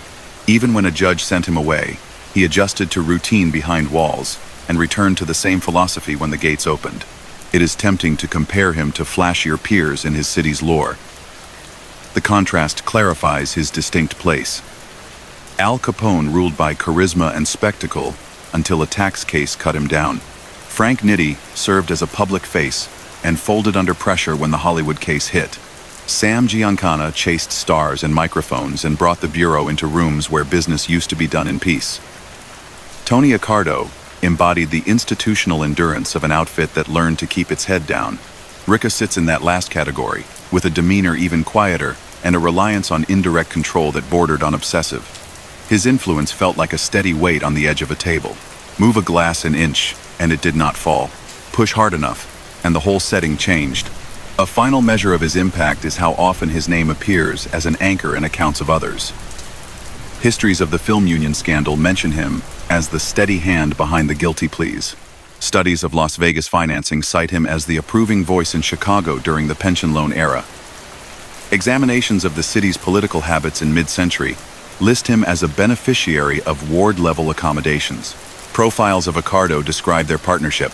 Surveys of labor corruption in trucking, freight, and construction place him as a key beneficiary of schemes that converted rank-and-file contributions into cash streams. He did not seek credit for these roles. He also never publicly disclaimed them. Silence became its own confession to anyone who knew how to read it. Near the end, he lived like a retired clerk. Early dinners, short walks, doctors who brought calm advice, guests who stopped by with fruit. Even then, he maintained standards with the men who still read his signals. Keep collections fair by the rules of that unfair world. Don't spook customers. Don't humiliate people who might trade anger for testimony. Don't miss schedules. Those rules kept him free longer than history might have predicted for a man with a teenage homicide on his record, a federal extortion conviction in middle age, and a portfolio of rackets that touched film studios, union halls, taverns, racetracks, and casinos. He died in 1972. The funeral closed a chapter without changing the book. The organization he helped shape continued for decades under stewards who had learned not to shine. Federal cases in the 1,980 seconds and beyond pulled back curtains he had kept closed, yet much of what those prosecutors described was simply his design operating under different names. The city changed around the remnants of his system. Highways carved new paths, communities moved, legal casinos appeared, regulators learned quicker games, union monitors took seats that once belonged to loyal fixers. Still, the lesson of his life outlived its setting. Quiet processes can reshape a place more deeply than noisy gestures. He belongs in the historical record, not as a folk hero or a monster out of legend, but as a manager of wrongdoing whose steady habits made damage look like routine. He showed how a person can thrive for decades by lowering his voice, arriving on time, and treating power as a logistics problem. That approach extracted money from people who had little protection against it. It bent public offices into toll booths. It turned private desires music in a bar, a bet on a horse, a permit for a sign into points of leverage. It gave him safety for a long time, and left others paying for it. The last image worth holding is not a scene of crisis, but of order. A table set neatly, a clock that runs without fuss, a visitor who knows he should arrive at 7, speak briefly, and leave with a decision that will ripple through rooms neither man will ever see. That is how he liked it. That is how he kept it. Behind that order lived crimes that reached from coast to coast and into 1,000 kitchens. To understand him is to accept that harm can travel quietly. To remember him honestly is to see the bills his city paid for, the calm he cultivated, long after the dishes were cleared and the room had emptied out. And that brings us to the end of tonight's story from the Silent Empires. Paul Ricca here, thanking you for joining me on this quiet journey through strategy, patience, and the art of control. If this story helped you unwind tonight, don't forget to like the video, subscribe, and join our family for more stories of gangsters and forgotten empires. Over 90% of our viewers watch but haven't subscribed yet, so if you enjoyed this story, your support truly helps us keep bringing more powerful tales to life. Share your city and the time you're listening in the comments. I always enjoy seeing where these stories reach. Until next time, may the silence of the empire rest over you, and may the echoes of history carry you gently into sleep. Good night.